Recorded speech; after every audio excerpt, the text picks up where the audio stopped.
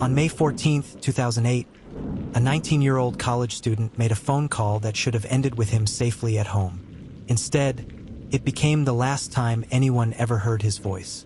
His name was Brandon Swanson. He was a son, a student, and on that night, he vanished without leaving a trace. Brandon had spent the evening visiting friends in rural Minnesota. It was late. The roads were dark and unfamiliar. He was tired, but he was close to home. Around 1:30 a.m., Brandon's car slid off a gravel road and into a ditch. The car was damaged, but Brandon wasn't hurt. Calm and clear-headed, he did what most people would do. He called his parents.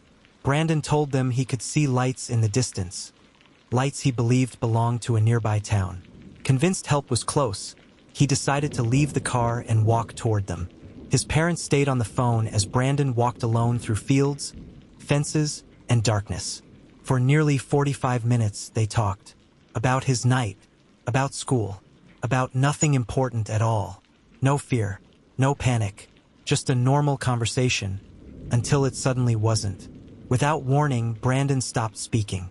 Then one word cut through the line. OSH, and then silence. His parents called back immediately, again and again. Brandon never answered.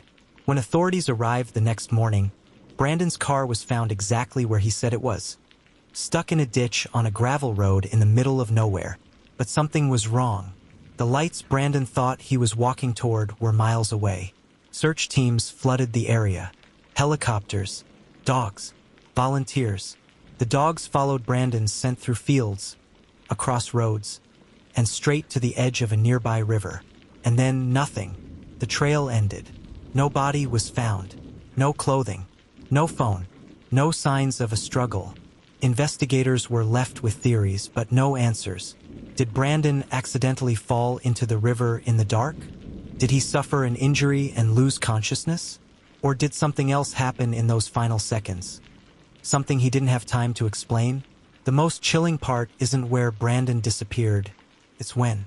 He vanished while someone was listening. While help was just a phone call away. While he was mid-sentence.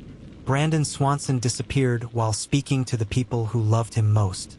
Somewhere between those final words, something went terribly wrong. And whatever happened that night has never been proven. This case remains unsolved. No answers, no closure, just a question that still echoes through the darkness. What happened in the last moments inside the mind of Brandon Swanson? This is Mind of Murder,